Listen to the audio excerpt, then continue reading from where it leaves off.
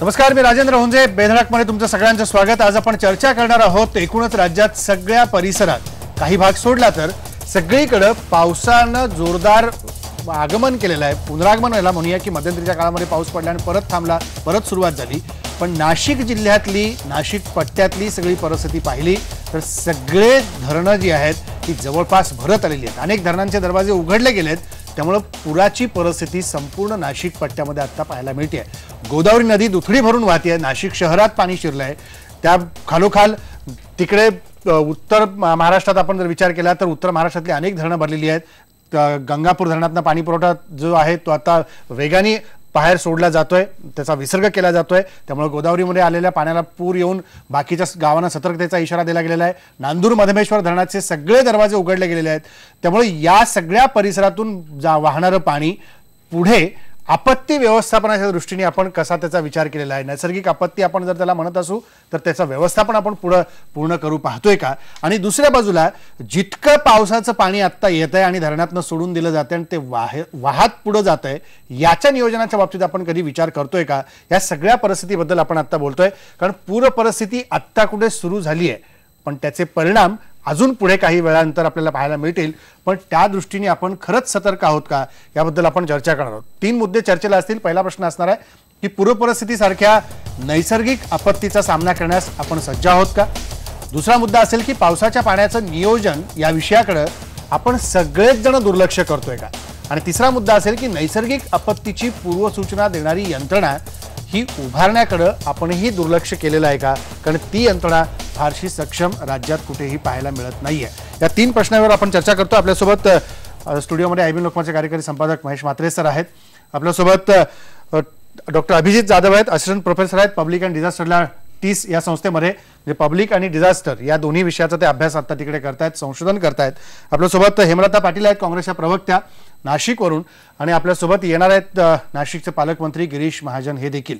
सध्या नाशिकमध्ये जोरदार पूर परिस्थिती आपल्याला पाहायला मिळते.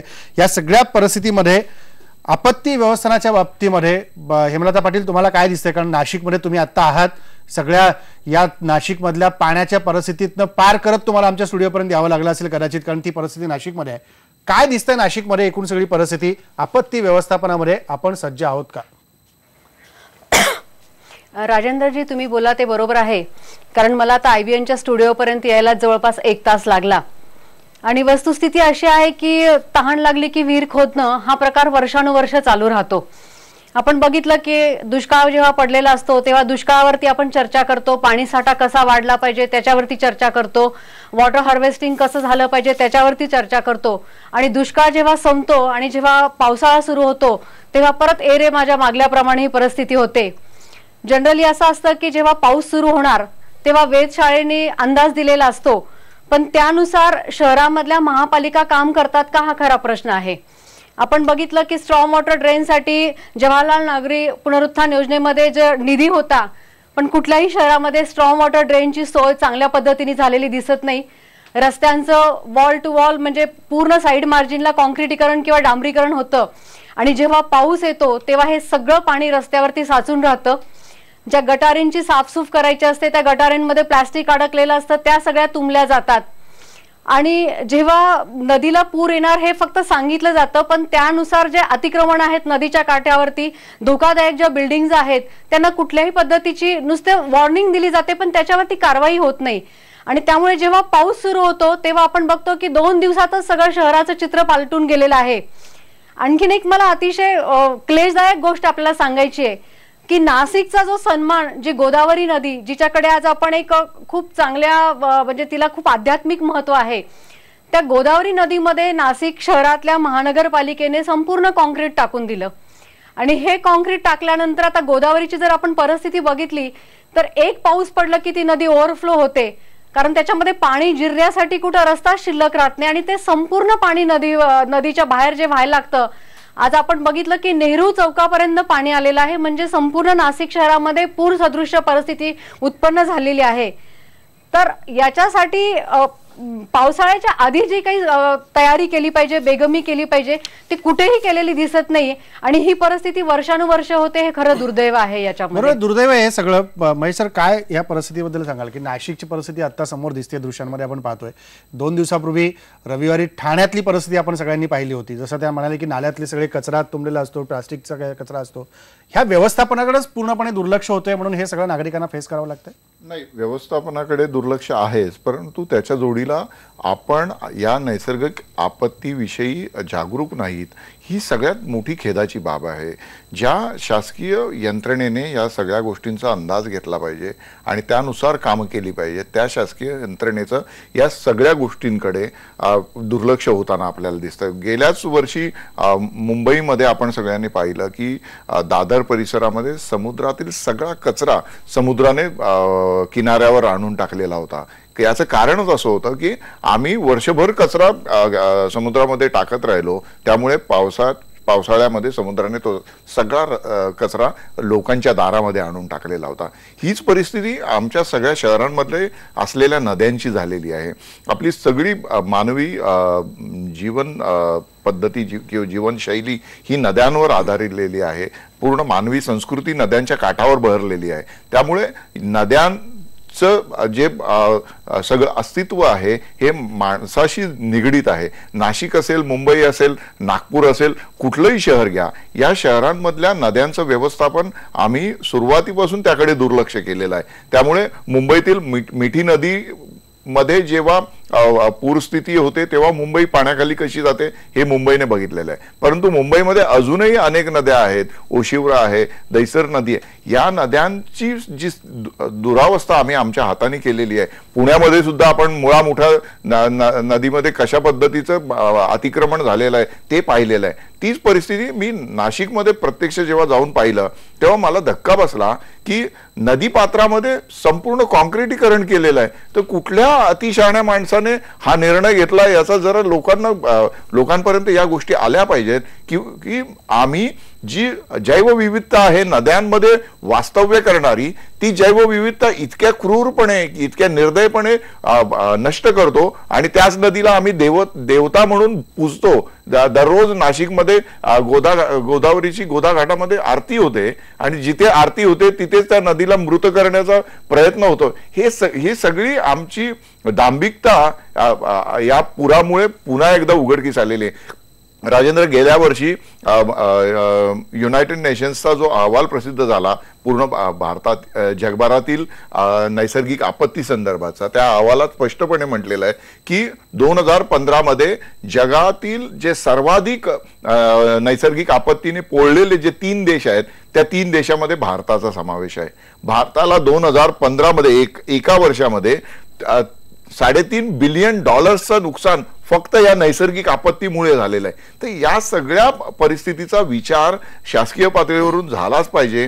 त्याच्या जोडीला ज्या स्थानिक प्रशासन आहे, स्थानिक स्वराज्य संस्था आहेत, त्यांनी सुद्धा याचा अधिक गांभीर्याने विचार करण्याची वेळ आलेली आहे. अगदी खरं आहे की प्रशासनाने देखील सज्जता दाखवली पाहिजे. आपल्यासोबत गिरीश महाजन आहेत, पालकमंत्री आहेत नाशिकचे.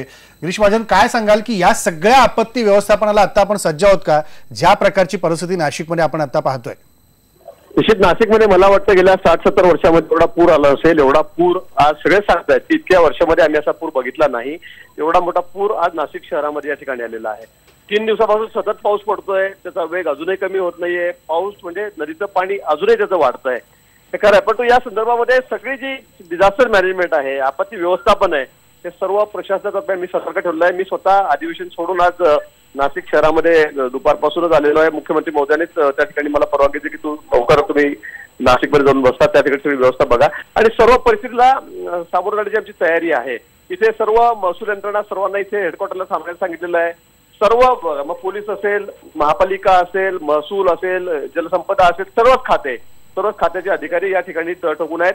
24/7 म्हणजे आम्ही 24 आवर आम्ही हेल्पलाईन त्या ठिकाणी सुरू केलेली आहे. जुटसेंकडून निरोप येईल त्या ठिकाणी लगेच माणसं पाठवण्याचं काम त्या ठिकाणी होतंय आणि त्याचबरोबर मिलिटरी कॅम्प या ठिकाणी आहे, सैनिकी तळ या ठिकाणी आहे आणि म्हणून 300 मिलिटरीचे जवान, सैनिक आणि 10 ऑफिसर आणि चॉपर सुद्धा या ठिकाणी आम्ही युद्धपातळीवर जर गरज पडली तर त्या ठिकाणी आम्ही तयार ठेवलेले आहेत. मला वाटतं सतत हा पाऊस आजच अजून पडतो, कारण पाऊस कमी होण्याचं चिन्ह कुठे दिसत नाही. तर ही परिस्थिती अशीच अजून राहते की काय असाही प्रश्न आमच्या समोर आहे. आज गंगापूर धरणातून आपण 30,000 क्युसेक्स ते पाणी सोडलेलं आहे. आता परत मला अधिकारी सांगितलं की 35,000 क्युसेक्स ते सोडावं लागेल. आज जवळपास खाली मराठवाड्यामध्ये 1,05,000 1,10,000 क्युसेक्स ते पाणी त्या ठिकाणी खाली जायकवाडीमध्ये चाललेलं आहे, मराठवाड्यामध्ये या ठिकाणी चाललेलं आहे. मला वाटतं अशी परिस्थिती ही अपवादात्मक परिस्थिती तयार होते. पहिल्यांदाच अशी परिस्थिती एवढ्या वर्षांमध्ये अशी गंभीर परिस्थिती या ठिकाणी तयार झालेली आहे. परंतु एक 4 कॅज्युअलिटी सोडल्या. 2 लोक जात असं पुलावरून क्रॉस करत असताना पुलावर पाण्यासर ते वाहून गेलेत. एक भिंत पडून एक महिला त्या ठिकाणी मृत्युमुखी पडलेल्या आहेत आणि एक मोटरसायकल स्वार या ठिकाणी त्यांनी पुलावरून पाणी असताना त्याची गाडी टाकली आणि म्हणून तो वाहून गेलेला आहे. 4 कॅज्युअलिटी या ठिकाणी झालेल्या आहेत. परंतु मात्र परिस्थिती सगळी कंट्रोलमध्ये आहे. म्हणजे कुठेही फार गंभीर काही असा परिणाम होतील किंवा काही असं काही अशी परिस्थिती आज तरी अजूनपर्यंत या ठिकाणी नाहीये. प्रशासन सगळं या सर्व परिस्थितीवर लक्ष ठेवून आहे. गिरीश भाऊ, मला या संदर्भात तुम्हाला एक प्रश्न विचारासा वाटतो. कुंभमेळ्याच्या दरम्यान आपण जे नियोजन केलं होतं ते नियोजन अधिक चांगल्या पद्धतीने तुम्ही केलं, त्यामुळे तिथे कुठल्याही प्रकारच्या आपत्ती आल्या नाहीत. ही गोष्ट महत्वाची आहे आणि आम्ही ती मान्य करतो सगळेजण. परंतु त्या काळामध्ये नदीच्या पात्रामध्ये ते कॉन्क्रिटीकरण करण्यात आलं, ते कोणी केलं होतं आणि ते करण्यामागचा काय हेतू होता? जगात अशा पद्धतीने कधी नदीचं कॉन्क्रिटीकरण कुठे झालेलं तुम्ही बघितलेलं आहे का? नाही, खरं आहे. तर रामकुंड भाग आहे तो, जिथे ज्या ठिकाणी विधिवत पूजा होते, अस्थि विसर्जन होतं, त्या ठिकाणी पूर्वी कॉन्क्रिटीकरण झालेलं आहे, खरं आहे. आणि हे त्यावेळेला अनेक संस्थांनी सुद्धा, सामाजिक संस्थांनी, पर्यावरणवाद्यांनी सुद्धा आक्षेप घेतला होता की हा जिवंत झरा आहे, नदी मध्ये कॉन्क्रिटीकरण तुम्ही कसं करू शकता? कारण या ठिकाणी विद्युत पूजा केली जाते. पण त्या ठिकाणी कारण दाखवलं गेलं तर सुरुवातीला काही लोकांनी इथल्या स्थानिक की या ठिकाणी मग ती राख टाकली, ते हळ टाकले की मग ते तसेच पडून राहतात, मग तिथे घाण होते, ते वाहून जात नाही, त्याला साफ करता येत नाही, असे अनेक कारण दाखवले. आणि त्यावेळेला तिथे कॉन्क्रिटीकरण केलं गेलं, हे मात्र खरं आहे. परंतु त्या बाबतीमध्ये स्थानिक लोकांचं मत वेगळं आहे, पुरोहित जे आहेत त्यांचं मत वेगळं आहे, प्रशासनाचं मत वेगळं आहे आणि त्यामुळे ते तसंच अजून टिकून आहे. पण तो कुंभमेळ्याच्या वेळी ते काढावं असा एक प्रयत्न झालेला होता, पण तो त्याला अवधी तेवढा, वेळ तेवढी नव्हती आणि म्हणून तो प्रश्न तसाच अजूनही प्रलंबित आहे. हा सगळा प्रश्न प्रलंबित आहे निश्चितपणे. पण गिरीश महाजन, असेच फोनवरती राहा. आपल्यासोबत डॉक्टर अभिजित जाधव आहेत, जे टीसला काम करतात पब्लिक आणि डिझास्टर मॅनेजमेंटच्या संदर्भात. अभिजित जाधव, तुम्हाला काय दिसतं, म्हणजे जे संशोधन तुम्ही करता आणि आत्ताची परिस्थिती समोर येते, याच्यात खरी ही सज्जता म्हणायची आपत्ती व्यवस्थापनातली, की याच्यापेक्षाही आपण पुढे अधिक जागरूक असलं पाहिजे? जेव्हा पण नैसर्गिक आपत्ती येते, मीडिया असेल किंवा सरकार असेल, यांचा जो मेन फोकस आहे तो फक्त डिझास्टर रिस्पॉन्स या एकाच कॉम्पोनंटवर असतो. पण ह्याच्याशिवाय डिझास्टरच्या आधी जी करायची गोष्ट असते त्याला आपण डिझास्टर रिस्क रिडक्शन म्हणतो. हा एक महत्त्वाचा भाग आहे की त्याच्याकडे नेहमी दुर्लक्ष होतं. आणि सध्या सेंडाई फ्रेमवर्क म्हणजे युनायटेड नेशन्सचं जे फ्रेमवर्क आहे डिझास्टर मॅनेजमेंटशी रिलेटेड, त्याच्यामध्ये ह्या गोष्टीवर खूप भर दिलेला आहे. पुढच्या 15 वर्षात 2015 ते 2030 पर्यंतचा जो प्लॅन ऑफ ॲक्शन आहे तो ह्याच्या अवतीभोवती आहे.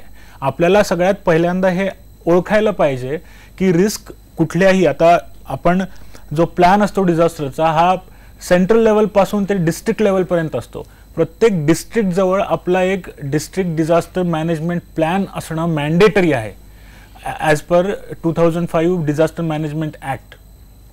आणि ह्या ॲक्टनुसार जी नॅशनल डिझास्टर मॅनेजमेंट अथॉरिटी उदयास आली आणि त्याच्यानंतर प्रत्येक स्टेटमध्ये एक सेंट्रल बॉडी असायला हवी, जी आपल्या महाराष्ट्रात आहे, काही राज्यांमध्ये तेही नाही. पण नंतरचं जे सगळ्यात ग्रासरूट लेवलचं जे ऑर्गनायझेशन, महाराष्ट्रातली बॉडी फक्त आहे म्हणायला आहे, ती डिस्ट्रिक्ट लेवलपर्यंतही फार काम करत नाही. वस्तुस्थिती आहे की नाही? तुम्हाला अभ्यासात काय जाणवतं? कारण माणसं पण बरीचशा ठिकाणी नाही आहेत, अनेक माणसं आहेत त्यांच्यापर्यंत त्यांचा पगार पण वेळेत जात नाही आहेत आणि जी माणसं आहेत ती नियुक्तीच्या प्रतीक्षेमध्ये थांबलेली आहेत. मग अशा याच्यातलं व्यवस्थापन होते की नुसतीच आपत्ती येते? मी असं म्हणेन ओव्हरऑल पूर्ण भारतातच आणि आपल्या स्टेटमध्ये सुद्धा हे नेसंट फेजमध्ये आहे. पण डेफिनेटली आपण खूप प्रोएक्टिव्ह असायला हवं. मी जसं म्हणतोय, जेव्हा डिझास्टर येतं त्याच्या रिस्पॉन्सच्या ऍक्टिव्हिटीज असेपर्यंत, जेव्हा आपण त्याला तोंड देतोय त्याच वेळापुरतं आपलं फक्त त्याच्यावर फोकस असतं आणि ते जेव्हा संपतं सगळंच थांबतं. आणि हीच सगळ्यात मोठी ट्रॅजेडी आहे डिझास्टर मॅनेजमेंट फील्डची. म्हणजे अकॅडमिया ज्यात मी बिलॉंग करतो आणि इतर लोक जे आहेत, जे ऍक्टिव्हिस्ट आपण म्हणू, ते पण सुद्धा ह्या गोष्टीमुळे त्रस्त आहेत. जेव्हा फंडिंग रिलेटेड इश्यूज असतात किंवा गव्हर्नन्स मध्ये मॉडिफिकेशन किंवा ह्या गोष्टी अडॉप्ट करण्याचे जे प्रयत्न असतात हे तिथेच थांबतात. ह्याच्यानंतर पुढे त्या गोष्टींवर काहीच ऍक्शन घेतली जात नाही. अशी परिस्थिती आली की त्या सगळ्यांची आठवण होते. एक्झॅक्टली. गिरीश महाजन, काय म्हणाल तुम्ही की हे अभ्यासाअंती आलेलं त्यांचं मत आहे? नाही, खरं आहे. डिझास्टर मॅनेजमेंट ऍक्ट आपल्याकडे आहे, डिझास्टर मॅनेजमेंट सतत. पण आपल्याकडे कसं आहे, तहान लागल्यावर विहीर खोदायची आपण एक म्हण म्हणतो की तहान लागल्यावर आपण विहीर खोदतो, तसा प्रकार आहे. म्हणजे आपण म्हणतो की कुठे पाऊस येतो एवढा, कुठे पाणी येतं एवढं, इथपर्यंत काय होईल. आणि म्हणून ह्या सगळ्या व्यवस्था ज्या आहेत या तशा धुळखातच पडलेल्या आहेत. डिझास्टर मॅनेजमेंटसाठी पुरेसा निधी नाही, ते ऍक्टिव्हेट नाही त्या ठिकाणी, हे खरं आहे. आणि म्हणून आता अपघात परिषदेमध्ये कधीतरी असं 40-50 वर्षांनी, 25 वर्षांनी, 30 वर्षांनी त्याचा पूर आला की मग आपल्या सगळ्यांना डिझास्टर मॅनेजमेंट आठवतं. आणि तोपर्यंत मग आपल्याला वाटतं की काही गरजच नाहीये. आता ब्ल्यू लाईन, रेड लाईन, आता मी जलसंपदा खात्याचा मंत्री आहे, अनेक लोक येतात इथपर्यंत काही पूर आलाच नाही, तो 100 वर्षापूर्वी आला, तो 70 वर्षापूर्वी आला, तुम्ही इथे लाईन का टाकली. पण आज बघितलं असेल आपण तर हे ब्ल्यू लाईन, रेड लाईन पर्यंत या ठिकाणी तो सगळा पूर आलेला आहे. हा कधी कधी अपघात येतो, हा काही दरवर्षी तो अशातला भाग नाही. परंतु मग आल्यावर मग आपल्याला जाग येते डिझास्टर मॅनेजमेंट, मग अपघात तुम्ही काय केलं, तुम्ही काय करता. म्हणजे हे प्रभावीपणे राबवलं गेलं पाहिजे. जसं आता सांगितलं गेलं जाधव साहेबांनी, तसं हे प्रभावीपणे राबवलं गेलं पाहिजे. याला इंटरनॅशनल लेवलवर खूप महत्व आहे. परंतु दुर्दैवाने आपल्याकडे ज्या प्रमाणामध्ये ही सगळी यंत्रणा राबवली गेली पाहिजे त्याच्यावर खर्च केला पाहिजे. मला वाटतं दुर्दैवाने तो केला जात नाही. पण तो भविष्य काळामध्ये याच्यावर अधिक लक्ष देण्याची गरज आहे.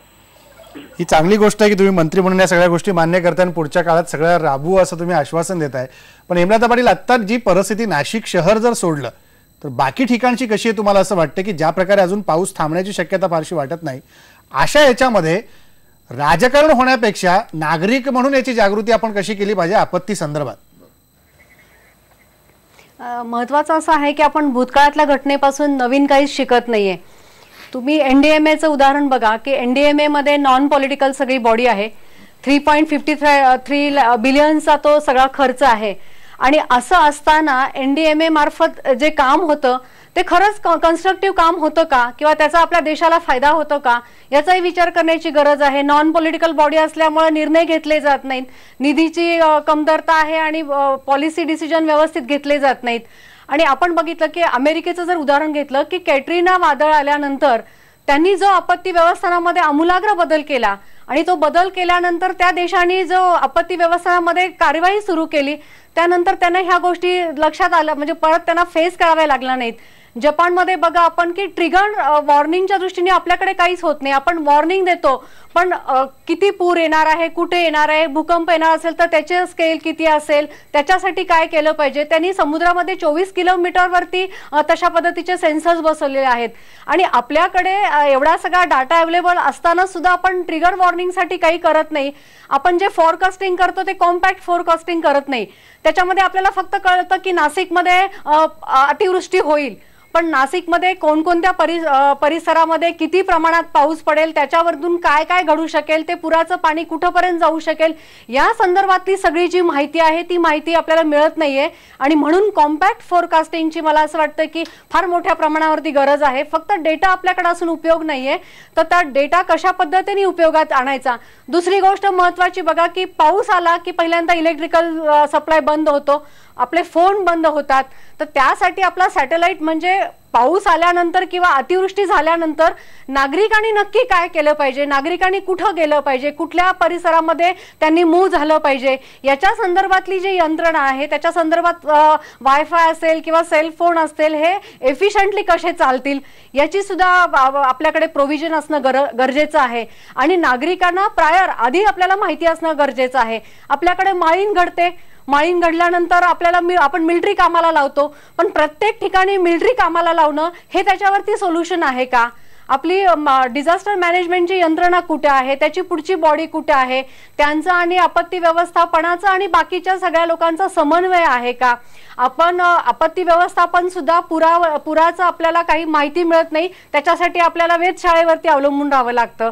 ह्या सगळ्या गोष्टी एकमेकांशी कोऑर्डिनेट करणं आणि त्याच्यावरती लोकांना आधीच माहिती होणं हे गरजेचं आहे. त्या दृष्टीने कुठल्याही पद्धतीचं आपल्या देशामध्ये प्रोव्हिजन होत नाहीये, निधी असताना त्याचा उपयोग होत नाही. आणि हे सगळ्यात मोठं दुःख आहे की आपण आपत्ती येण्याच्या आधी काय केलं पाहिजे या दृष्टीने आपली कुठेच तयार नाहीये. आणि आपत्ती आल्यानंतर मग त्याच्यातून कसा मार्ग काढायचं याच्यामध्ये आपण गुंतो हे मला वाटतं चुकीचं आहे. बरोबर आहे महेश सर, हेच नियोजन कुठेतरी चुकतंय. जसं आता गिरीश महाजन पण म्हणाले की नाही हे घडल्यात ह्या गोष्टी हे मान्य आहेत, पण पुढे अजून आपल्याला सुधारणा करण्यासाठी वाव आहे. काय सांगाल? नाही, सुधारणा करण्यासाठी निश्चित वाव आहे, परंतु तिथे राजकीय इच्छाशक्ती सुद्धा महत्वाची आहे. जिथे राजकीय इच्छाशक्ती असते तिथे या गोष्टी अधिक चांगल्या पद्धतीने केल्या जातात. बघा, गेल्या वर्षी मी आधी म्हणालो की जगातले जे पहिले 3 देश आहेत जिथे नैसर्गिक आपत्तींचा फटका मोठा बसला होता, त्यात भारत, चीन आणि अमेरिका हे 3 आहेत. अनुक्रमे भारत 19, चीनमध्ये 22 आणि अमेरिकेमध्ये 26 मोठ्या नैसर्गिक आपत्तीच्या घटना घडल्यामुळे तिथे मोठ्या प्रमाणात जनजीवन विस्कळीत झालेलं आपल्याला पाहायला मिळतं. परंतु आपल्याकडचा जो एकूण नैसर्गिक आपत्तीचा प्रभाव आहे हा प्रभाव जास्त काळ टिकतो. आपल्याकडे नैसर्गिक आपत्तीची आगाऊ सूचना मिळत नाही, ही तर वर्षानुवर्षाची रड आहे. याचं मुख्य कारण असं आहे की आम्ही त्या विषयामध्ये जी आर्थिक गुंतवणूक करायला पाहिजे, जी मनुष्यबळ त्यासाठीचं निर्माण केलं पाहिजे, त्या गोष्टीकडे आम्ही सातत्याने दुर्लक्ष केलेलं आहे. आज आमची जी वेधशाळा आहे ही वेधशाळा जेव्हा अंदाज व्यक्त करते की मुंबईमध्ये पाऊस होणार किंवा अमक्या ठिकाणी पाऊस होणार, तर हमखास त्या दिवशी तिथे पाऊस होत नाही, अशा पद्धतीचे विनोद आमच्या वेधशाळेबद्दल केले जातात. आणि जेव्हा यांचे अंदाज चुकतात, ते अंदाज चुकल्यानंतर त्यांना त्याबद्दल कोणी जाब विचारण्यासाठी हजर नसतो. आज नजीकच्या काळामध्ये आपण गेल्या 2 आठवड्यामध्ये भारतातील 2 महत्त्वाच्या शहरांमध्ये जी पूरस्थिती निर्माण झालेली होती आणि त्याचा प्रचंड मोठा फटका त्या शहरांना बसला, ते आपण पाहिलेलं आहे. नजीकच्या काळामध्ये बंगळुरूमध्ये ज्या पद्धतीचं जनजीवन विस्कळीत झालेलं आपण पाहिलं, तसंच गुरुग्राममध्ये जनजीवन विस्कळीत झालेलं पाहिलं. आणि मुंबई आणि परिसरात मोठ्या प्रमाणात ह्या पावसाचे तडाखे बसल्यानंतर एकूणच लोकांच्या जगण्यावर त्याचा जो दुष्परिणाम झालेला तो आपण पाहिला. तर या सगळ्या पार्श्वभूमीवर आमच्याकडे अशी यंत्रणा तयार करावी लागेल की जी यंत्रणा आगाऊ संकटाची सूचना तर देईलच, परंतु त्याच्या जोडीला त्या संकटाचा सामना कसा करावा यासाठी सुद्धा उपाययोजना त्या संपूर्ण व्यवस्थेमध्ये असतील. आता आम्ही आमच्याकडे जी पूर परिस्थिती 26 जुलैला 10 वर्षापूर्वी झालेली होती, त्यानंतर मोठ्या प्रमाणात मुंबईतील तशा पद्धतीची समजा पूर परिस्थिती आली तर आपल्याला बोटींचा वापर करावा लागतो. त्या बोटी आणल्या गेल्या, परंतु आज त्या बोटींची अवस्था काय आहे तर त्या बोटी भंगारमध्ये पडलेल्या आहेत. त्यावेळेस मोठ्या प्रमाणात अनेक निर्णय झालेले होते आपत्ती व्यवस्थापनासंदर्भाचे, परंतु त्यावर त्यानंतर कोणीच काम केलेलं नाही. आणि त्या संदर्भात जे निर्णय झालेले होते ते तशा पद्धतीचे निर्णय, तशा पद्धतीची सावधगिरीची उपाययोजना अन्य महानगरपालिकांनी करण्याची जी गरज होती ती सुद्धा नाही. आज नाशिकमध्ये पूरस्थिती आहे, मी तुम्हाला इथे खात्रीने सांगू शकतो की तिथे 10 बोटी सुद्धा अशा उपलब्ध नसतील की ज्याच्यामध्ये लोकांना वाचवण्याची क्षमता असेल. इतर सर्वसामान्य जुन्या वापरातल्या बोटी असू शकतील, परंतु महापालिकेकडे जे एक साधन असलं पाहिजे ते साधन नसणार. याचं कारण असं आहे की आम्हाला संकट आल्यानंतर धावाधाव करण्याची सवय लागलेली आहे. हे सगळं कुठेतरी बदललं पाहिजे. आणि यासाठी मला एकच म्हणायचं आहे की आमच्याकडे राजकीय इच्छाशक्ती हवी.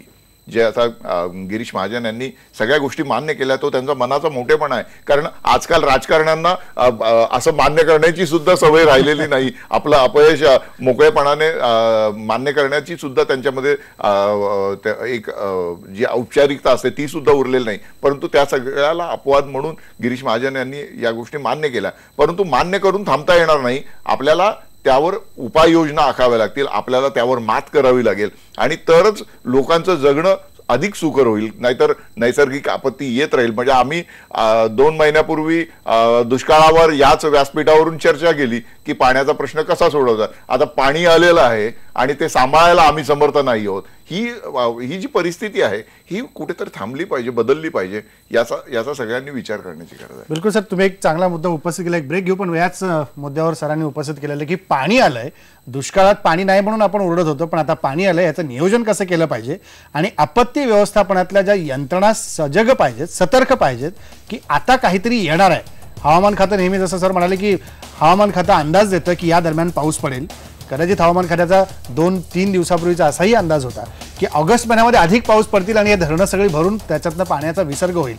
त्या हवामान खात्याच्या इशाऱ्याकडे किंबहुना इतर हवामान संस्थांनी दिलेल्या इशाऱ्याकडे शासकीय यंत्रणा असेल किंबहुना आपत्ती व्यवस्थापन यंत्रणा असेल यांनी दुर्लक्ष केलं म्हणून आज पाण्याचं नियोजन आपलं होताना दिसत नाहीये का? या मुद्द्यावर बोलू ब्रेक नंतर.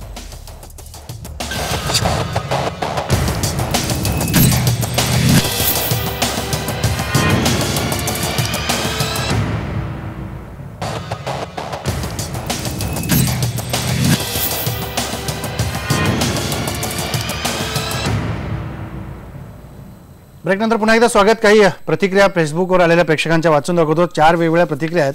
विशाल सोवटे आहेत, ते म्हणतात की नक्कीच राज्य सरकारकडे आधुनिक तंत्रज्ञान पद्धती आहेत, त्यामुळं सरकार त्या दृष्टीने सज्ज आहे असं त्यांना वाटतं.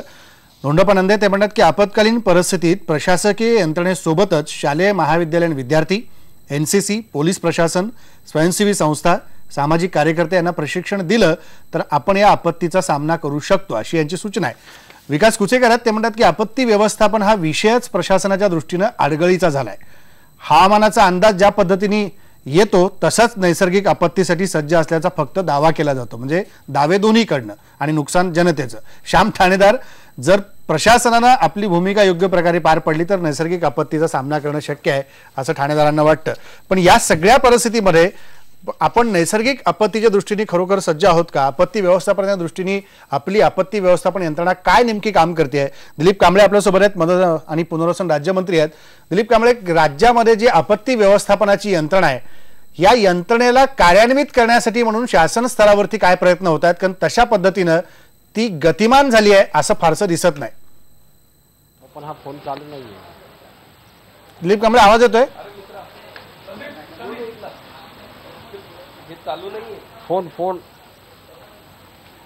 दिलीप कांबळेंचा आवाज आपला जात नाही. आपण पुन्हा एकदा त्यांच्याशी संपर्क करूया. पण या अभिजित जाधव, तुम्हालाच विचारायचं की जशी आता ही यंत्रणा कार्यान्वित व्हायला पाहिजे, बैठका व्हायला पाहिजेत, सातत्याने त्याच्या फारशा बैठका होताना दिसत नाहीत. यापूर्वी जी कमिटी नेमली गेली त्यांचीही अशीच ओरड होती की आम्हाला फक्त नेमलं गेलंय पण बैठका किती झाल्या शासनाला तुम्ही विचारा, आम्हाला नका विचारू. ही परिस्थिती होती. त्यात अतुल देवळकर पण त्या समितीमध्ये होते. ही परिस्थिती आहे अजूनही? हो, अजूनही परिस्थिती अनफॉर्च्युनेटली तशीच आहे. या पूर्ण प्रकरणाकडे मी थोड्याशा वेगळ्या अंगाने बघतो. ह्याच्यामध्ये कसं आहे की जेव्हा डिझास्टर होतो किंवा अशी काही आपत्ती निर्माण होते आपण फार तर एक पॉलिटिकल ॲडव्होकसी करायचा प्रयत्न करतो, पण ह्याच्यापेक्षा पुढे जाऊन आपण एक सिव्हिल ॲडव्होकसी करायची पण गरज असते की लोकांचं खरंच पॉलिटिकल यंत्रणेवर प्रेशर असणं गरजेचं आहे. आणि हे करत असताना सायंटिफिक ॲडव्होकसी म्हणजे सायन्स बेस्ड किंवा इव्हिडन्स बेस्ड ॲडव्होकसी आपण ज्याला म्हणू, हे करणं गरजेचं आहे की सतत गव्हर्नमेंटला आणि लोकांना हे दाखवून देत राहणं गरजेचं आहे की आपल्याकडे जे सायंटिफिक इव्हिडन्सेस आज आहेत त्याच्या थ्रू की आपलं किती नुकसान होत आहे, की फक्त ह्युमन सफरिंग हा एक भाग आहे जो आपल्याला अपील करतो आणि मीडिया पण त्याच्यावर जास्त फोकस करते. पण ह्याच्या पण पुढे जाऊन आपली डेव्हलपमेंट आहे किंवा आपला जो बिझनेस स्टॅबिलिटी आहे, ह्या सगळ्या गोष्टींवर त्याचा किती विपरीत परिणाम होते आणि त्यातनं आपलं इकॉनॉमिकल ग्रोथ जे आहे किंवा ओव्हरऑल डेव्हलपमेंट इंडेक्स आहे ह्याच्यावर खूप जास्त परिणाम होतोय. आता जसं महेश सर म्हणाले की हे जे 3 देश आहेत ते बेसिकली नुसतं ह्युमन सफरिंगवर हे पहिले 3 क्रमांकावर आलेले नाही आहेत, तर बाकीच्या गोष्टी ज्या अफेक्ट झालेल्या आहेत, नॉट ओनली डायरेक्ट डिस्ट्रक्शन नसून ह्याचा भवितव्यातल्या किंवा भविष्यातल्या डेव्हलपमेंट आणि इकॉनॉमिकल ग्रोथवरचा फटका हा जो आहे. आणि हे आकडे कधीच बोलले जात नाहीत. हे कुठल्या तरी अकॅडमिक इन्स्टिट्यूटमध्ये किंवा कुठल्या तरी रिसर्च पेपरमध्ये येतात आणि कुठेतरी NDMAच्या एखाद्या रिपोर्टमध्ये फार तर कोट होत असतील, पण मीडिया किंवा लोक ह्याचा जोपर्यंत वापर करून पॉलिटिकल सिस्टीम खरंच ह्याच्यामध्ये लक्ष जोपर्यंत देत नाही तोपर्यंत ह्या गोष्टी कधीच इम्प्रूव्ह होणार नाही. त्याचं कारणच ते आहे की जेव्हा प्रॉब्लेम दिसतो आणि म्हणजे हे खूप वेळेस बोललं जातं, म्हणजे रिपीटेडली येत राहते की जेव्हा आग लागते तेव्हाच आपण विझवायचा प्रयत्न करतो, पण ह्याच्या मागची कारण मीमांसा केल्याशिवाय हा अप्रोच कधीच बदलणार नाही. तर माझं असं लागू नये यासाठी आपण जी काळजी घेतली पाहिजे ती काळजी जोवर आपण घेणार नाही, आग प्रतिबंधक व्यवस्था आधी तयार ठेवून जर आपण त्याच्याकडे बघायला गेलो तरच आपण या नैसर्गिक आपत्तींचा खऱ्या अर्थाने सामना करू शकू. राजेंद्र, मला यांच्या विषयाला जोडूनच सांगायचं वाटतं की ज्या पद्धतीने आमची पूर्ण मानसिकता झालेली आहे, ही मानसिकता वारंवार आपत्ती येतात तरी बदलताना आपल्याला दिसत नाही. आणि या सगळ्या याच्यामध्ये मानवी जी वृत्ती आहे ती सुद्धा आपण याच्याकडे बघितल्या जाते. कारण आता बहुतांश ज्या नैसर्गिक आपत्ती येत आहेत याच्यामध्ये ग्लोबल वॉर्मिंग किंवा एकूणच जागतिक हवामान बदल हा सगळ्यात मोठा मुद्दा आहे. तर याच्यामध्ये माणसाने निसर्गाची जल, जंगल आणि जमीन याची जी हव्या तशा हव्यासाने आणि हव्या त्या पद्धतीने त्याची जी लांडगे तोड चालवलेली आहे या सगळ्या नैसर्गिक संसाधनाची, ती सुद्धा इथे विचारात घेतली पाहिजे. महात्मा गांधींनी एका ठिकाणी फार चांगलं मत मांडलं होतं की ते म्हणतात की earth provides enough to satisfy every man's need but not every man's greed. तर ही जी हव्यास जो आहे आमची जी वेगळ्या पद्धतीने लुबाडून घेण्याची जी वृत्ती आहे याच्यामुळे पण निसर्ग असे तडाखे आपल्याला देत असतो. मंत्री महोदय याच्यावर अधिक चांगलं उत्तर देऊ शकतील. दिलीपराव, काय करायला पाहिजे या सगळ्या ह्याच्यात? नाही, मुळात असं आहे की अशा प्रकारची परिस्थिती जर उद्भवली तर पूर्ण टीम आमची तयार आहे. आता जर नाशिकच्या संदर्भातच जर बोलायचं झालं तर 130 नागरिकांना सुरक्षित स्थळी हलवलेलं आहे. बाकीची सर्व यंत्रणा सतर्क झालेली आहे. पालकमंत्री स्वतः जातीने त्या ठिकाणी लक्ष देऊन आहेत आणि त्यामुळं कुणीही घाबरून जाण्याचं कारण नाही. त्या जिल्ह्यातलं सर्व प्रशासन आज या सर्व पूर परिस्थितीवर लक्ष ठेवून आहे. पर सेकंद 30,000 क्युसेक्स एवढ्या पाण्याचा विसर्ग आज त्या ठिकाणी सुरू आहे. आणि म्हणून नदी काठचं असेल, अन्य ठिकाणी असेल, ज्या वस्त्यांमध्ये किंवा नागरी भागामध्ये पाणी घुसलेले त्या ठिकाणी देखील प्रशासनाने पूर्ण काळजी घेतलेली आहे. आता काही मुद्दे उपस्थित होतात की एखादी घटना घडल्यावर आपण अलर्ट होतो का, तर असं नाही. एक 4 महिन्यापूर्वीच माननीय मुख्यमंत्री महोदयांच्या अध्यक्षतेखाली राज्यातल्या सर्व जिल्ह्यातील जिल्हा अधिकारी आणि या संदर्भातले सर्व अधिकारी, सेक्रेटरी अशा या लेवलवर मुख्य सचिवांच्या सह आपत्ती निवारण व्यवस्थापन जे आहे त्याची एक बैठक झाली होती. आणि मग सर्व ठिकाणी मग आर्मी असेल किंवा नौसेना दल असेल, त्याचबरोबर अन्य जी काही व्यवस्था या ठिकाणी लागते ती सर्व यंत्रणा आज सज्ज आहे. त्यामुळे अशा प्रकारची परिस्थिती उद्भवली तर कुठे या सर्व परिस्थितीला सामोरं जाण्यासाठी प्रशासन अतिशय सतर्क आहे. त्यामुळं कुणीही असं समजण्याचं कारण नाही की एखादी घटना घडल्यानंतर आपण अलर्ट होतो, तर असं नाही. राज्य शासन या परिस्थितीमध्ये पूर्णपणे अलर्ट आहे. दिलीप कांबळेजी, राज्य आपत्ती व्यवस्थापन समिती आहे, या समितीची पावसाळा सुरू झाल्यापासून किती बैठका झाल्या? 4 महिन्यापूर्वी जिल्हाधिकाऱ्यांची झाली असेल, पण या समितीच्या सदस्यांच्या बैठका किती झाल्या? जिल्हा अधिकाऱ्यांची बैठक झाली. त्याचबरोबर राज्याचे प्रमुख माननीय मुख्यमंत्री महोदयांनी देखील या समितीच्या बैठकीच्या घेतलेल्या आहेत. राज्यातल्या सर्व या संदर्भातले जेवढे अधिकारी आहेत तेवढे सर्वजण होते आणि सह्याद्री या ठिकाणी ती बैठक झालेली आहे. त्यामुळं समितीची बैठक झाली का नाही याला काही अर्थ राहत नाही. जे प्रत्यक्ष फील्डवर काम करणारे जे प्रशासन आहे त्या सर्वांना अलर्ट केलं होतं आणि 4 महिन्यापूर्वी ही बैठक झालेली आहे.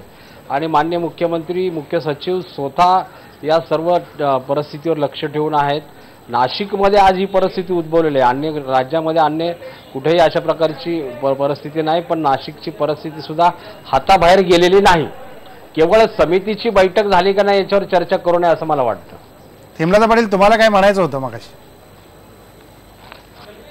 अतिशय महत्वाचा मुद्दा या ठिकाणी मांडला होता की जी आपत्ती असते ही मानव निर्मित आणि निसर्ग निर्मित असते, परंतु आता मानवच निसर्गावर एवढं अतिक्रमण करायला लागलंय आणि त्यामुळे ह्या आपत्त्या वारंवार यायला लागल्यात. आणि महेश सरांना मंत्री महोदयाकडून या प्रश्नाचं उत्तर अपेक्षित होतं. दुर्दैवाने ते उत्तर आम्हाला मिळालेलं नाहीये. आता नाशिक पुरतच ते बोलले. नाशिक पुरतच मी त्यांना विचारते की सिंहस्थामध्ये गोदेमध्ये कॉन्क्रिटीकरण होतं हेही 2 मिनिटं विसरून जा, पण सिंहस्थ झाल्यानंतर गेल्या 2 महिन्यापूर्वी गोदेमध्ये पाणी नाहीये म्हणून आपण परत एकदा कॉन्क्रीट टाकून वॉल बांधली, त्याचं उत्तर आपण आम्हाला काय देऊ शकाल? आणि आपण जे म्हणता की नाशिकमध्ये आता वाईट परिस्थिती किंवा अत्यंत पूर परिस्थिती निर्माण अजूनही झालेली नाहीये, स्थिती नियंत्रणामध्ये आहे, मला त्यांना विचारायचंय की आपत्तीची बैठक झाली की नाही हे महत्वाचं नाहीये, परंतु त्यातून सोल्युशन नाशिकला मिळालं का? आज तुम्ही सांगा की नाशिकमधले जे अनाधिकृत बांधकाम आहेत, नदीच्या कडेला जे बांधकाम आहेत, त्या बांधकामावरती तुम्ही काय कारवाई केली? जे धोकादायक स्थितीमध्ये पडणारे वाडे आहेत त्या वाड्यांसाठी तुम्ही नोटीस देण्याच्या व्यतिरिक्त काय काम हे केलं? तिथं गडी आहे, त्या गडीच्या तिथले गडी कोसळून अनेक झोपडपट्ट्या जमीनदोस्त होतात, तिथं रिटर्निंग वॉलचा अनेक वर्षापासून विषय प्रलंबित आहे, त्या सोडवण्याच्या दृष्टीने तुम्ही काय प्रयत्न केले? नाशिकमध्ये पूर सदृश परिस्थिती निर्माण होऊ नये म्हणून जो आता आपण गोदा पार्क केलेला आहे किंवा जे अनेक स्ट्रक्चर्स केलेले आहेत, त्या स्ट्रक्चर करण्याची गरज नसताना ते स्ट्रक्चर जे केलेले आहेत त्याच्यावरती आपण काय कारवाई केली? मूळ मुद्दा महेश सरांनी विचारलेला तो जास्त महत्वाचा होता की अशी परिस्थिती होऊ नये म्हणून आपण काय केलेलं आहे, आणि त्याचं कुठलंही उत्तर मंत्री महोदयांकडून मिळालेलं नाहीये. आता जे आपण काय करताय हे तर ठीक आहे, आपण त्यांच्याकडनं उत्तर घेऊ. भाग आहे. हेमलता पाटील उत्तर घेऊ. दिलीप कांबळे उत्तर द्या. असं आहे की मी आता या संदर्भात आपल्याशी बोलत असताना नाशिकमध्ये उद्भवलेल्या पूर परिस्थितीच्या संदर्भात मी आपल्याशी बोलत असताना या सन्माननीय ज्या व्यक्ती आहेत त्या एवढे अनेक प्रश्न या ठिकाणी उपस्थित करतायत. मुळात विषय असा आहे की आज नाशिकमध्ये पूरस्थिती आहे का? जी परिस्थिती आहे त्याच्यावर प्रशासनाचं नियंत्रण आहे का? तर होय, प्रशासन पूर्णपणे सतर्क आहे. माननीय पालकमंत्री स्वतः जातीने त्या ठिकाणी आहेत, जिल्हा अधिकारी त्या ठिकाणी आहे, जिल्ह्याचं सर्व प्रशासन त्या ठिकाणी आहे. राहिला दुसरा मुद्दा की गोध्यावरील तीरी जे बेकायदेशीर आणि अनाधिकृत बांधकामं झालेत का, आणि मग केवळ नुसत्या नोटिसा पाठवल्या का? तर कायदेशीर जी प्रक्रिया आहे त्या नोटिसा प्रशासनाने पाठवलेल्या आहेत. बेकायदेशीर असेल तर त्याचं जमीनदोस्त केलं जाईल. त्यामुळं उगीच असं काहीतरी म्हणायचं कारण नाही की कारवाई करत नाही, केवळ नोटिसा पाठवतात. कायदेशीर प्रक्रिया पूर्ण करत असताना, कायद्याच्या चौकटीत राहून त्या ठिकाणी काम करत असताना नोटीस ह्या द्याव्याच लागतील. आणि त्या ठिकाणी नोटिसला उत्तर आल्यानंतर जर समाधानकारक उत्तर नसेल आणि खरोखरच त्या ठिकाणी बेकायदेशीर आणि अनाधिकृत बांधकामं झाले असतील तर ती जमीनदोस्त केली जातील. नाही, गोदावरीमध्ये जे सिमेंट कॉन्क्रिटीकरण झालेलं आहे दिलीपराव, त्याला कसं काय तुम्ही जस्टिफाय करणार? नदीमध्ये नदी पात्रामध्ये सिमेंट कॉन्क्रीट टाकणे हे जगात अन्य कुठेच ठिकाणी तुम्हाला पाहायला मिळणार नाही. पण ते नाशिकमध्ये होतं, नाशिकमध्ये झालेलं आहे, ते त्याबद्दल तुमची काय प्रतिक्रिया आहे? असं आहे, सिंहस्थाच्या वेळेस अनेक कामं त्या ठिकाणी झालेली आहेत आणि त्या कामाचा एखादा भाग असेल तर सिमेंट कॉन्क्रीट नदी पात्रात का केलंय ह्याची आम्ही नक्की चौकशी करू. आणि जर नदी पात्रामध्ये सिमेंट कॉन्क्रीटिंग झालं असेल तर ते काढण्यात येईल. काय अडचण काय नाही त्याच्यामध्ये. नाही, झालेलं आहे ऑलरेडी. कारण सिंहस्थाच्या वेळेस करोडो नागरिक त्या ठिकाणी श्रद्धाळू भाविक आले होते. त्यांच्या सोयी सुविधासाठी जर काही बांधकाम असं झालं असेल तर ते पाहू आपण. पण राज्यातली एकूण जी आपत्ती व्यवस्थापन यंत्रणा आहे याची पूर्वसूचना दिली जाते. एखादी आपत्ती येत असेल तर पूर्वसूचना दिली जाते. असे अनेक रडार असे अनेक रडार जे आहेत ते सगळे धूळ खात पडलेत. हवामान खात्याचा अंदाज कधीच व्यवस्थित येत नाही आणि तसाच अंदाज इकडे दिला जातो की पूरस्थिती येईल. हे माहिती होतं की गंगापूर धरणाच्या वरच्या पट्ट्यात पाऊस पडतोय, पश्चिम नाशिक जिल्ह्यामध्ये जोरदार पाऊस पडतोय, तर इतकी सगळी यंत्रणा आज अचानक कार्यान्वित झाली. प्रशासनाला माहिती नव्हतं, जिल्हा प्रशासनाला, की दरवाजे उघडले जातील. अचानक कार्यान्वित झालेली नाही. मी मागाशीच आपल्याला सांगितलं, 4 महिन्यापूर्वीच राज्यातल्या आपत्ती व्यवस्थापन समितीची बैठक माननीय मुख्यमंत्री देवेंद्रजी फडणवीस साहेबांच्या अध्यक्षतेखाली झालेली आहे. आणि त्याच वेळेस माननीय मुख्यमंत्री महोदयाने सर्वांना सक्त आदेश दिलेले होते की राज्यामध्ये यावेळेस हवामान खात्याचा अंदाज आहे की पाऊस जास्ती पडणार आहे, त्यामुळं आपापल्या जिल्ह्यामध्ये आपण अतिशय सतर्क असलं पाहिजे, अशा प्रकारच्या सर्व सक्त सूचना दिलेल्या आहेत. त्यामुळं प्रशासन सतर्क झालेलं आहे आणि वरती पाऊस पडत होता हे माहिती असल्यामुळेच जिल्हा प्रशासन अतिशय सतर्क होतं. म्हणूनच आत्तापर्यंत 130 कुटुंबाचं त्या ठिकाणी 130 नागरिकांचं स्थलांतर झालेलं आहे. पूर्णपणे या ठिकाणी लक्ष देऊन पालकमंत्री आहेत, बाकीचं प्रशासन आहे. त्यामुळे कुठल्याही काही परिस्थिती उद्भवली तरी त्या सर्व परिस्थितीला सामोरं जाण्याची सर्व तयारी प्रशासनाने केली आहे. हेमलता पाटील, काय तुम्हाला म्हणायचं? राजेंद्रजी, या ठिकाणी आपण राजकारण बाजूला ठेवून मला एकच प्रश्न मंत्री महोदयांना विचारायचा आहे की मुख्यमंत्री या खात्याचे प्रमुख आहेत. गेले 3 वर्ष महाराष्ट्रामध्ये दुष्काळ होता आणि ह्या दुष्काळावरती आपण चर्चा केली. 4 महिन्यापूर्वी तुम्ही मीटिंग घेतली. मला सांगा की महाराष्ट्रातल्या किती महापालिकांना स्ट्रॉम वॉटर ड्रेन आणि दुसरं म्हणजे वॉटर हार्वेस्टिंगच्या संदर्भात आपण सूचना केल्या. मी आपल्याला या ठिकाणी अतिशय नम्रपणे सांगू इच्छिते की महाराष्ट्रातल्या सगळ्या महापालिकांचा विचार केला तर 20% सुद्धा कुठे वॉटर हार्वेस्टिंगचं काम झालं नाही. हे जर वॉटर हार्वेस्टिंगचं काम झालं असतं तर आज हे जे पुराचं पाणी सगळीकडे इतस्ता वाहतंय आणि रस्त्यावरती येतंय, ह्या पाण्याचं युटिलायझेशन चांगल्या पद्धतीने झालं असतं आणि आगामी येणाऱ्या 2 वर्षाचा पाण्याचा प्रश्न सुटला असता. मला एकच विचारायचं की आपत्ती व्यवस्थापन म्हणजे काय असतं. मुख्यमंत्र्यांनी या संदर्भात जर सगळ्या कमिशनरच्या बैठका घेऊन जर सांगितलं असतं की या संदर्भातल्या टाउन प्लॅनिंगच्या तुम्ही झटपट जेव्हा हे देता सूचना देता तेव्हा हे कंपल्शन करा, ज्या बिल्डिंगनी केलं नाही त्यांना कंपल्शन करा. एवढं काम पण आपण करू शकत नाहीये का. मला एकच अपेक्षा आहे की आम्हाला या ठिकाणी राजकारण आणायचं नाहीये, परंतु ज्या पद्धतीने आपलं कामकाज चाललंय आणि ज्या पद्धतीने विधानसभेमध्ये आपण छापील उत्तरं देता त्या पद्धतीने उत्तर देताय त्याच गोष्टीला आमचा खरा आक्षेप आहे.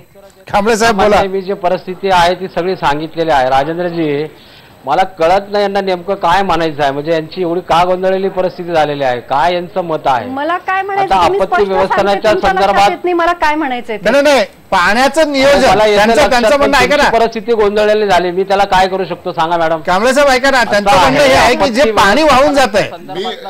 कांबळे साहेब, त्यांना काय म्हणायचंय ते मी स्पष्टपणे सांगतो तुम्हाला. त्यांनी सुद्धा स्पष्टपपणे म्हटलेलं आहे. बाकीचे विषय कशाला मध्ये घालताय. नाही, बाकीचे विषय नाही आहे. म्हणूनच आता जलयुक्त शिवाराची कामं मोठ्या प्रमाणात केली, गावागावामध्ये पाणी साठलेलं आहे. कांबळे साहेब, ती कामं सगळी निराळी आहेत.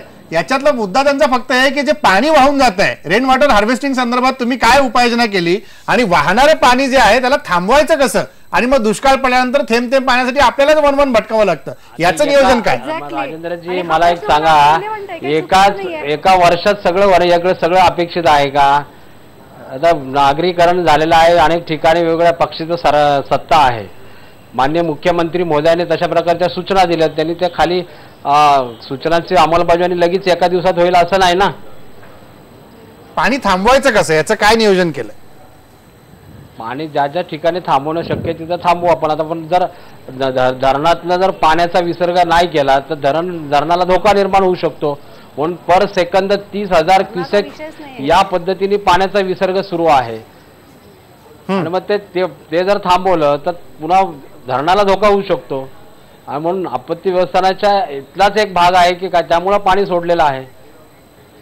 दिलीपराव, एवढंच इथे सांगू इच्छितो की ज्या पद्धतीने आम्ही दुष्काळ आला की पाण्यासाठी दाई दिशा धावायला लागतो. पाऊस चांगला झाला, पाऊस भरपूर आला की त्या पाण्यापासून पुन्हा पळायला दाई दिशा धावायला लागतो.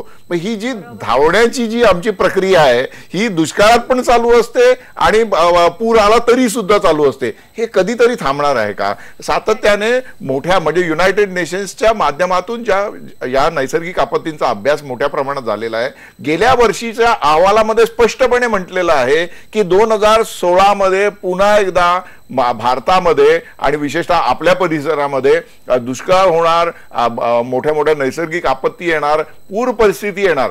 या सगळ्या गोष्टी आम्हाला आगाऊ कळतात. आता दिलीप कांबळे स्वतः म्हणाले की 4 महिन्यापूर्वी मुख्यमंत्र्यांनी बैठक घेऊन पूर स्थिती येणार असं जर सांगितलं असेल तर मी त्यांना द्रष्टच म्हणेन की कारण त्या काळात 4 महिन्यापूर्वी तर आपण सगळेजण पाण्याच्यासाठी होरपळत होतो आणि त्याच्या चिंतेत होतो. परंतु जर मुख्यमंत्र्यांनी 4 महिन्यापूर्वी असे आदेश दिले असतील तर महाराष्ट्रातील ज्या सगळ्या भागामध्ये मोठी शहरं आहेत तिथे रेन वॉटर हार्वेस्टिंग असेल किंवा इतर पाण्याच्या नियोजनाचे जे विषय ज्या पद्धतीने मार्गी लावायला पाहिजे होते ते मार्गी लावले नाहीत. त्यामुळे आता हे मोठं जलसंकट आमच्या समोर आलेलं आहे. म्हणजे आधी आम्ही पाण्याच्या दुर्भिक्षामुळे त्रस्त होतो, आता भरपूर पाणी झाल्यामुळे त्रस्त झालेलो आहोत. तर ही जी परिस्थिती आहे म्हणजे मध्ययुगीन काळामध्ये जी परिस्थिती आमच्या देशामध्ये होती तशी परिस्थिती आता जेट युगामध्ये युगामध्ये किंवा संगणक युगामध्ये आता आमच्यावर आलेली आहे. जग 21व्या शतकात चाललेलं आहे.